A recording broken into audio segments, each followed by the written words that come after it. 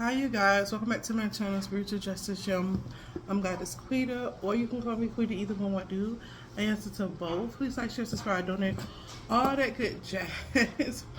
I just want to, I don't know, I told this story already, of how the Lord had to deliver me with putting my hand on people cheering. I mean, they grown children, like people I would date, and people that would disrespect me when I was growing up.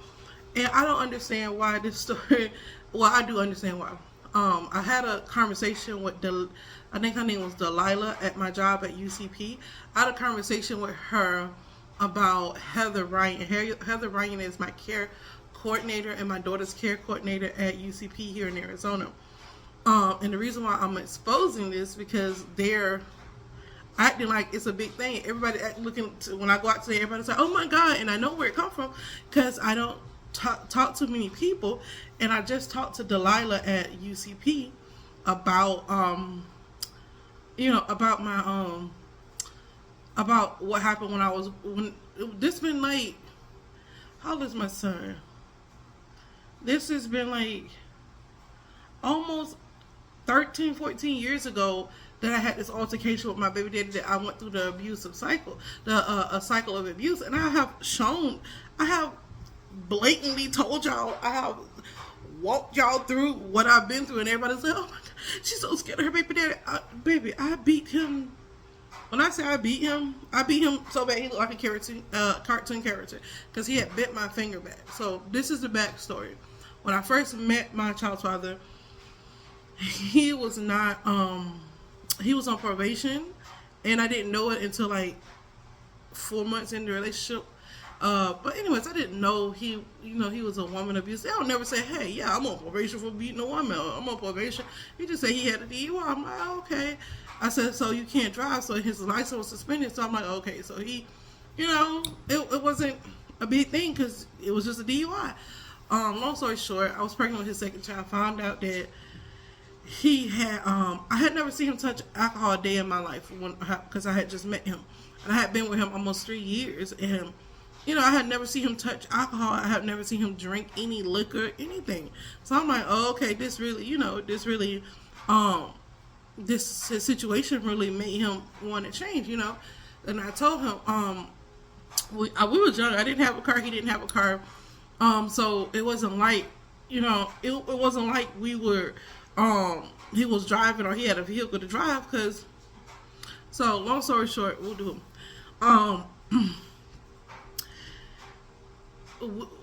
After we moved, we was living with his sister. After we moved into our own place, he started drinking, started getting control of him. He started waking up, blacked out rages, hitting walls.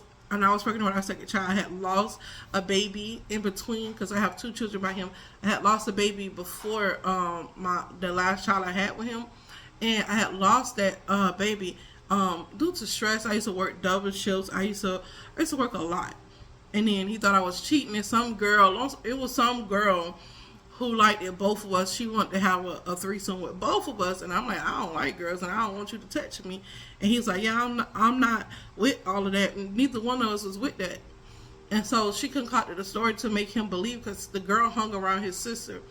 She concocted a story to make him believe that I was cheating with my boss, at the place where I work. And I'm just like, why would I? He said I didn't want to have a threesome with that girl because I wanted to cheat with somebody else, with a white man. And I'm just like, what? It was crazy because I used to work double shift, and my boss at that time used to come around just to freak with me, just like, and then I'm sleeping with him. Like, he was, how you have a boss that come around and check everything you do, even if it's right, they'll make you redo it. He was that type of boss. He was like, "Well, you got changes around." He said he'll tell me, because I worked in the deli, he'll tell me he wants stuff a certain way. Okay, I want the expiration label facing this way, and then he see that I do it is nice, and I'm just walking around the store. I don't have much to do, but I'm keeping busy. I'm washing stuff, doing stuff that don't really have to be done, but I'm doing it. Just little stuff, just to you have to stay busy while you're on the clock. So he came back and told me to read you. He said, no, you did it the wrong way. I told you to do it the other way. I almost called him the guy name. But I said, you know, you told me to do it this way. And he was like, Shaquita. I was like, yes. He's like, can you just... So I was just like, okay, he's an asshole. And I wasn't the only one. Other people that I worked in the deli with, they was like, yeah, he's an asshole. Nobody really liked him. So I don't understand how they concocted in their mind that I was, you know, having an affair with this guy, because I wasn't. And I have never been with a white man in my life on a romantic level. I had a crush on one in middle school, and that's where it ended. I promise you that's where it ended. And I have nothing against white people or white men. It's just not my preference. I learned that it's not my preference. That's it. So, long story short, yeah. She told him, she got in his head, told him that I was sleeping with this guy. I don't understand why y'all like, oh my God. Like, I guess because it's the people in the Epstein files got exposed, and they think like I manifest that.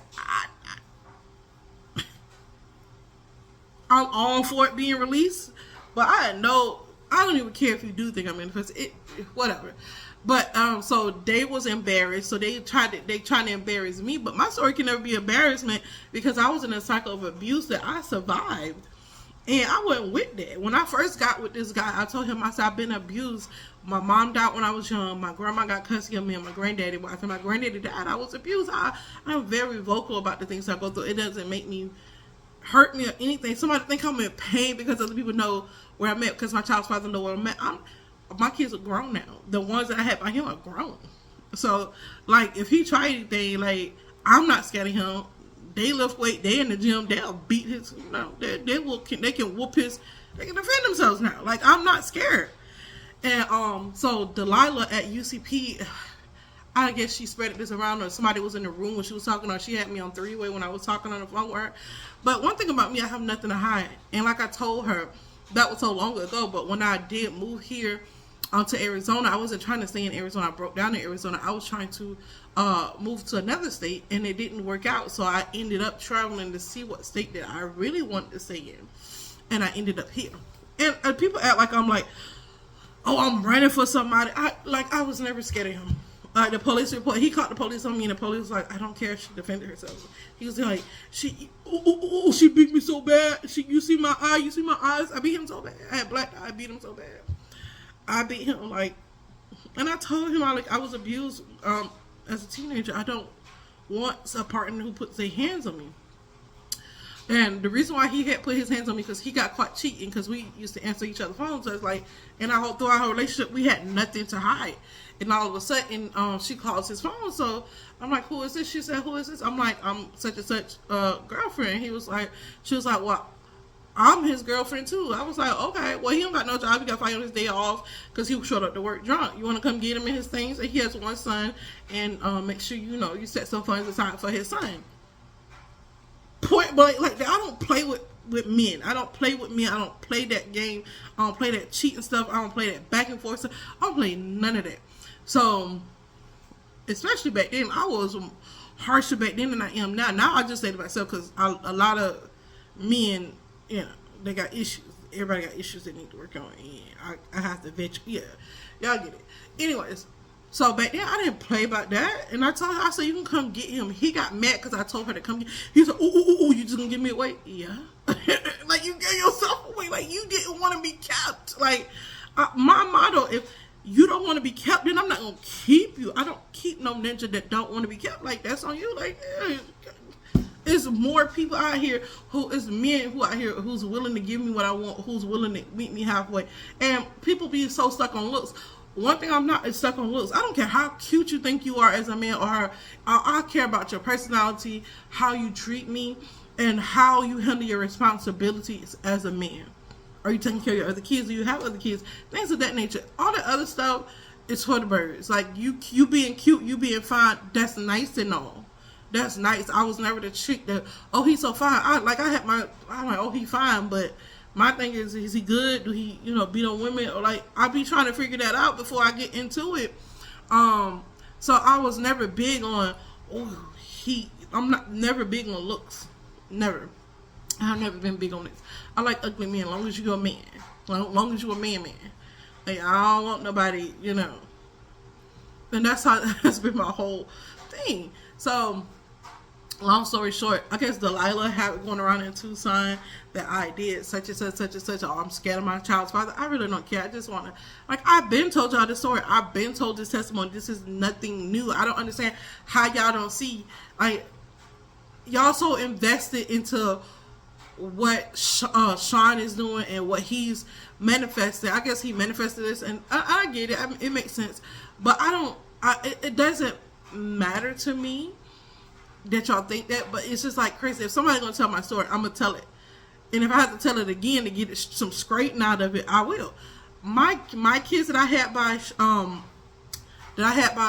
my child's father, they are grown.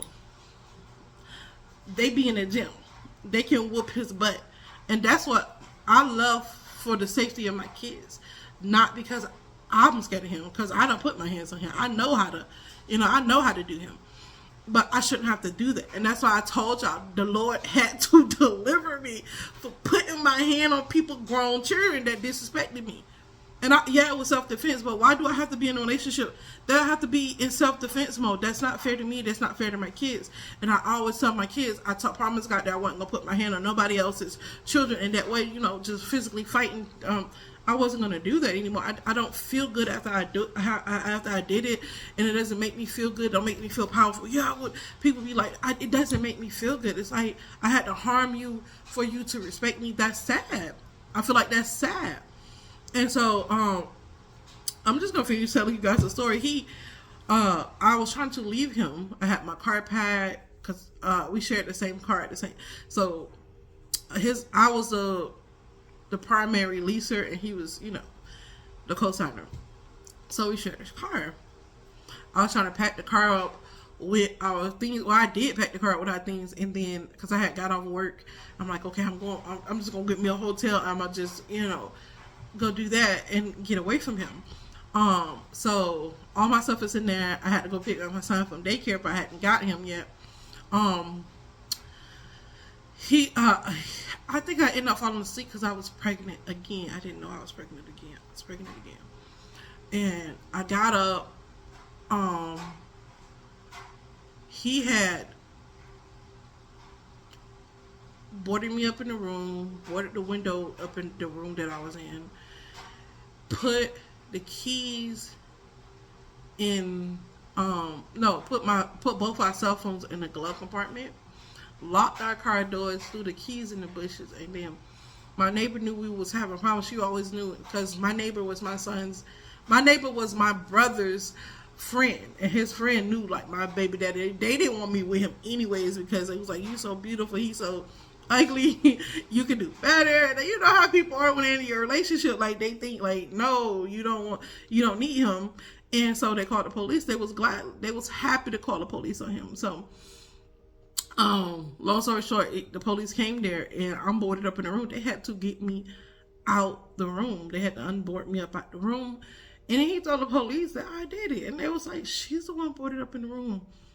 How can she do that? And they was like, why did you do that? And he was like, because she's trying to leave me. And I was trying to get the hell away. He's crazy. I'll get out. When he drinks, he's a different person. When he doesn't drink, that's a totally different person. It's too different. He's a sweetheart when he doesn't drink. I didn't know that. When I met him, I hadn't seen him touch one app, nothing. And that's just what it was. So at this particular time, that's what happened. And she act like this happened when, you understand, my oldest son was like 2 years old at the time. My son is 19, gonna be 20. This is years ago. This lady is crazy. And he did have, it's an incident where he came to the house and he took my kid from the house, because we shared custody. He always promised me I never drive the kids drunk. I will never do that. And we had a good co-parenting situation where he didn't do that. And then one day he decided that he wanted to do that. So that's the reason. It's part of the reason why I love Florida, because I don't want my kids in danger by nobody. Not even me. If I was a bad parent, I shouldn't have my kids. I'm a firm believer in that, but I'm not a bad parent. So he came to the house, and this is when my son was like, what, 9, 10, 11 years old? I think it was like 10. It could have been a little older than younger. I don't know. It was around that time. And so he decided he wants to take our son, and he's drunk. And the police pulled him over. He was like 5 times the legal limit.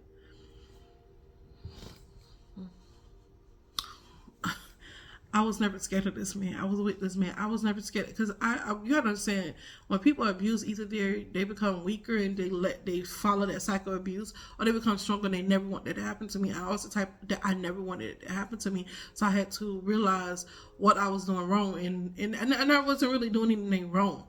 The whole people always think they did something wrong by choosing the wrong person, but you can only go on what somebody presents to you. And once I knew that people put on masks and they fake it, that's when I learned you just have to learn to, like, wait, this is the time to get out. I can get out right now. The cycles of abuse don't have to keep going and keep going on. And I did. I had got in another relationship where a guy had put his hands on me, and I didn't put my hands back on him. I could have. I mean, when I'm mad, especially that type of mad, you put your hands on me and I'm already raised, I really have super strength. So I don't like that when I get like that. So I don't. I tell them, I say, I practice safe hands. And you gotta go. He had to go. He left. Got his stuff and he left. I called my people. They got him up out of there and he left. And I never went back. I love the guy dearly, but I love my kids more. I love my life more. And it's just that simple. I don't know why other women stay in there and they, well, I'm not weak. I guess because I understand the cycles of abuse from being abused as a teenager by my own people, by my own kin, by my own blood, my own bloodline. Like, so... And me staying in the cycle, I already figured out that's not what I wanted for my life. I had already figured it out. So I guess it was easier for me to leave because I didn't like being abused when I was younger as a teenager. So of course, in my relationships, my personal relationships, in my romantic relationships, I don't want to be abused. And I already had figured that out. And so I did pick my first partner did abuse me too, tried to put his hands on me and this and that. I rose up, I beat his ass too. I don't understand why you hit me and I did nothing to you. I'm gonna hit you back. I'm hitting you back because you shouldn't have hit me. And so I hit him back.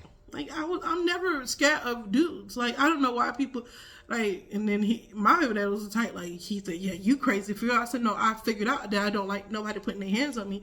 If you put your hands on me, I'm gonna put my hands back on you." Back then, that's how it was, and that's why I asked God to deliver me because I knew it was the pain that I was given as a child, as a teenager. After my mom died, I knew I was given that pain, and I had to overcome that. I don't know how I knew that, but I just knew innately that I had to overcome that in order to break the cycle. If not, then I'm going to have to be by myself for the rest of my life because I'm going to always attract that kind of partner. And so I learned that early, and I learned that early on. And my son, when it happened, was at daycare. And the last time that a guy put his hands on me, my kids was in their bedroom sleeping, and I didn't make no noise. You couldn't tell that I was getting beat on because, like I said, I've been abused before. I had things happen to me that you guys wouldn't even think. Like, you wouldn't even know what was possibly done to a human being. And I'm not going to share that because I don't want nobody feeling sorry for me. And I don't want nobody like, oh my God, traumatized by it. But it happened to me. And so, if I've been through that with my people, boy, what will I do to you? You know what I mean? So, I just let him, and I can take pain. I just let him hit me. And he's like, you're not even fighting back. He stopped because I wasn't even fighting back. He told me, so I said, because I did nothing wrong. I said, I just didn't tell. I told him a partial truth. Like, I paid the bill, but I paid it when I got ready to pay it. And he thought because it was his money, because we was living together, was trying to blend a family together, we was living together, that he could just control it because it's his money. I said, but I pay the rent, I pay the lights, I said, this is just a cable bill that's in your name. I said, that further lets me know that I can't have a family with you because you think you're supposed to have some type of control, physical control, if I don't do what you say when you say it. And I said, this apartment's in my name. And so, long story short, he had to go, and I gave him his money back. He was like, "Nah, I don't want it back." I said, "Yeah, you take it. I don't want you to ever feel like you owe me anything." He said, but why you didn't fight back? I said, I didn't fight back because I don't believe in abuse. I don't think it's necessary for people to do that to other people. So, long story short, he was like sitting down, he was like crying. He was like, this is what my mama and my daddy used to do. Da, da, da, da, da. Every dude my mama got with, she did that. I said, well, I'm not your mama. I don't want to be abused. I have a mouth. You have a mouth. You can talk. You can work things out. But once you use your fist, that is over with me. And it was over with me. I never went back. Like, I don't know. I can't say for other people, but for me, putting your hands on me as a grown man, and I'm a grown woman, are you out your mind? My mom, my dad, I'm already been raised. However I was raised, I'm already raised. I'm already here. I'm already grown. All you can do is talk to me. So yeah, that's the end. I ended the cycle of abuse, and I don't understand how people don't understand. I tell you all the time, I used to put my hand on people's chair. I did. I had to be delivered. When I said I had to be delivered, I had to be delivered, y'all. And my wig is messed up. I know. I just had to take my kids to school. I had to fix it. But anyways, y'all, I had to be delivered. I had to. And I don't understand how you, like, I've been, like, this been my testimony for years. I've been told y'all. Now that UCP, Delilah, Heaven, they don't want to put in Jay-Z, all whoever is involved want to put their stank on it. Like, this has been my story for years. I didn't go to Arizona to hide from Danny. I went to Arizona to make sure my kids had a better future and their father didn't have access to them so that they could get a better education. And I've been through so much trauma with him. Like, why would you want to be around that person? Why would you want to be triggered by that person? I don't even give myself a chance to be triggered by him. But the simple fact is, like, you know, once you see somebody and there was a reason why you was, you know, being in trauma situation, being in cycles of abuse, you don't want to be around that. Who wants to be around it? I don't. People like people act like they have to stay around their abusers, their uncles and aunties. I have a kid's father. I'm a prime example that you know. I moved out them people way. I moved out people way that they want to be healthy. I moved out them people way. Because I don't choose to live my life like that. I don't drink. I shouldn't have to suffer at the hands of somebody who don't know how to control themselves. And I don't. And my kids don't have to suffer because one of their parents choose to be whatever they want to be. They choose to have addictions and stuff. And people like, addiction is not a choice. It's a choice. Every time you take a drink, it's a choice. You have to drink a choice of not taking that drink, not smoking that cigarette, of not doing that addictive behavior. Just like when I'm addicted to Coke, I love Coca-Cola. And I have a choice. I have a choice of saying, no, I'm going to be strong. I'm not going to give in to that. I have a choice. And so people choose to be addicted because it's a choice. And that's what it is. It's a choice. I understand people say, oh, I don't have a choice if I was addicted. Yeah, everybody has a choice before the deed is done. You have a choice. You have a choice. So I choose not to have addictive behaviors. I can have addictive behaviors. I can be weak and feed my weaker self, but I don't do that. Sometimes I do have a Coke here and there, but I don't do it excessively. I don't make it where if I ever get my hand on another soda that I'm go crazy. Just, you know, you just have this moderation. You have to be balanced. That's why I say the Holy Spirit, God like his people balance. They like their people balance. She like her people balance. Balance is the key to everything. That's why it's good in the world, it's bad in the world, but it's a balance. It's not supposed to be overpowering. Like Jeffrey Epstein, that's too much evil. That's too much overpowering. That's too much. And these people are trying to spin my story. I'm going to tell my story and let you guys know. I moved for the safety of my kids, not because I'm scared of my child's father. I moved because I don't want him to have access to the children that he was trying to destroy. Yeah. And now my kids have bright futures. My son is already off doing his thing. He's already off in his career. 19. No hesitation, no time. Yeah. If they was around that had to be going through counseling, continue to heal from cycles of abuse, why would I put my kids through that? Like, why? when I had the choice, when I got the money to move, I moved. I put my kids in a better situation. And that's what mothers do. We make hard choices to protect our children. Once you lay down and have a baby, no matter how much you have a love of man or whatever, your kids come first. And my kids came first. They told me, you either leave him or we take your kids. But if you stay with him, you can have him, but you're not going to have your kids. And I was like, no, I want my kids. I was trying to leave before. He wouldn't let me leave. It's documented. I wanted to leave. I was trying to go before they even said that. He prevented me from leaving. Yeah. So if somebody, I don't understand why it's so, because I didn't go in the car or say anything. I just noticed, and yesterday I had a conversation with Delilah at UCP, and that's where I work for. I work for UCP. And Heather she goes around and, talk about my business too. And Heather Ryan is my child's care coordinator. She's my child's care coordinator and point of access. And so these people, they're like social workers.